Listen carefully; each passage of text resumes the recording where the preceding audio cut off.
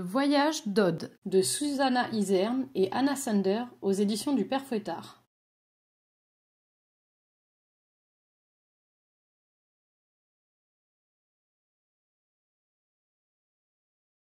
Elle s'appelle Odd parce que ses yeux brillent comme 2 étoiles dans le firmament.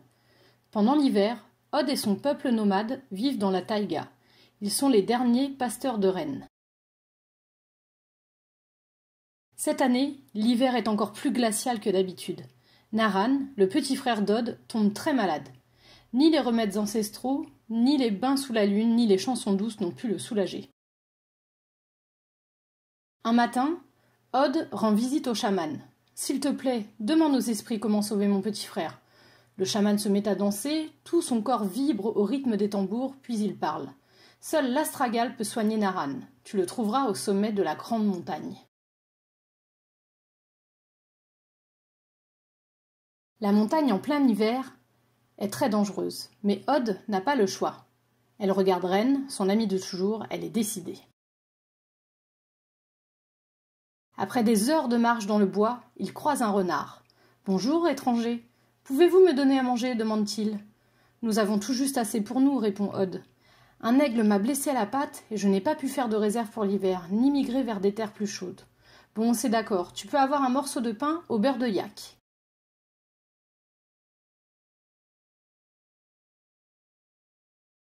La nuit suivante, Odd se réveille en sursaut et tombe nez à museau avec Renard. « Qu'est-ce que tu fais ici? Tu nous voles » s'écrie-t-elle. « Je veux seulement venir avec vous. Dans les bois, mes jours sont comptés, » répond Renard. « Mais nous n'avons pas assez à manger pour tout le monde. » Le renard baisse les oreilles tristement. « D'accord, nous nous arrangerons, soupire Odd.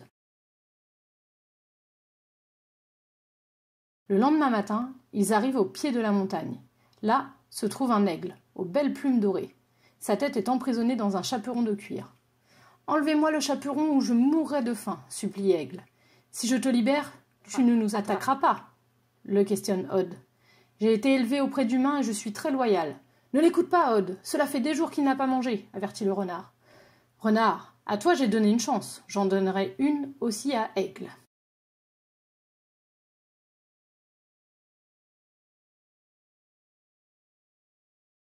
Odd enlève le chaperon avec précaution. Une fois libre, l'oiseau se pose sur son épaule. « À partir de maintenant, ton épaule sera ma maison et toi ma maîtresse. Mais que ferai-je d'un aigle? C'est ton affaire. Maintenant, c'est toi qui décides. » Ils allaient traverser une rivière quand une ours leur barre le passage. « Arrière !» rugit Ours. « Que se passe-t-il » demande Odd. « Ces petits sont coincés dans un arbre, » explique Aigle. « Elle a peur qu'on ne leur fasse du mal. »« Du mal? Nous ?»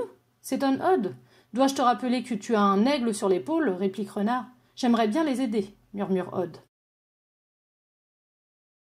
Alors, sans prévenir, Aigle s'élève dans le ciel. Rapide comme la foudre, il attrape un ourson dans chaque serre. Ours hurle de terreur et le cœur d'Odd frémit. Mais avec une majesté sans égale, Aigle descend lentement et pose les oursons sur le dos de leur mère. Odd soupire de soulagement. « Aigle, j'ai cru que… » « Je te l'ai dit maintenant, c'est toi qui décides, » dit Aigle. « Tu voulais sauver les petits, alors je l'ai fait. C'est tout. » Pour les remercier, Ours plonge leur pêcher un poisson. Voici de quoi manger. Merci et faites bon voyage.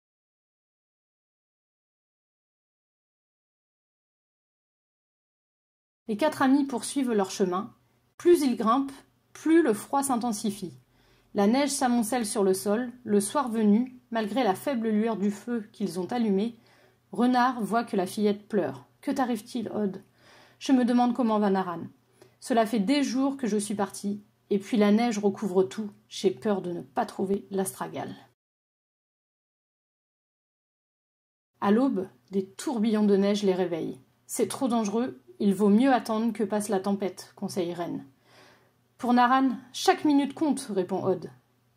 Et malgré la violence des éléments, Odd et ses amis s'aventurent toujours plus haut dans la montagne.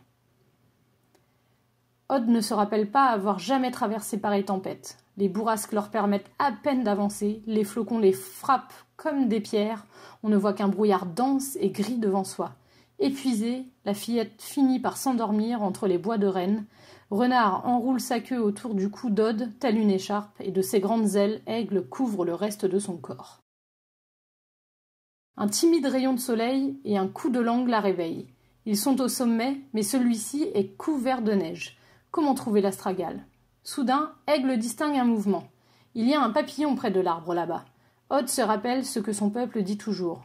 Les fleurs à papillons viennent de plantes bonnes pour la guérison.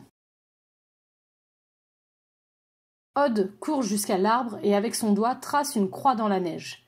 C'est là qu'on trouvera l'astragale. Renard se jette sur la croix et en quelques secondes, il disparaît sous la neige. Il reste longtemps enfoui, ou du moins, il semble à Odd que c'est une éternité. Finalement, il réapparaît, la tête couverte de neige et des fleurs jaunes dans la gueule. C'est l'astragale, ils peuvent enfin prendre le chemin du retour. Grâce à l'astragale, Naran se rétablit en peu de jours, heureusement car les pasteurs de rennes doivent se remettre en quête de pâturage et une longue marche les attend. Renard s'est installé dans la sacoche d'Odd, et Reine les attend, prête à partir. Odd prend sa respiration et s'adresse à Aigle. « Tu n'appartiens à personne, Aigle. Tu es libre. Nous reverrons-nous si je pars ?» demande l'oiseau. « Cela dépend de toi. Maintenant, toi aussi, tu décides. » L'oiseau étend ses grandes ailes et prend son envol. Les aigles ne pleurent pas, mais une goutte d'eau s'écrase sur la joue d'Odd, tandis qu'elle observe le point noir, toujours plus petit, disparaître dans les nuages.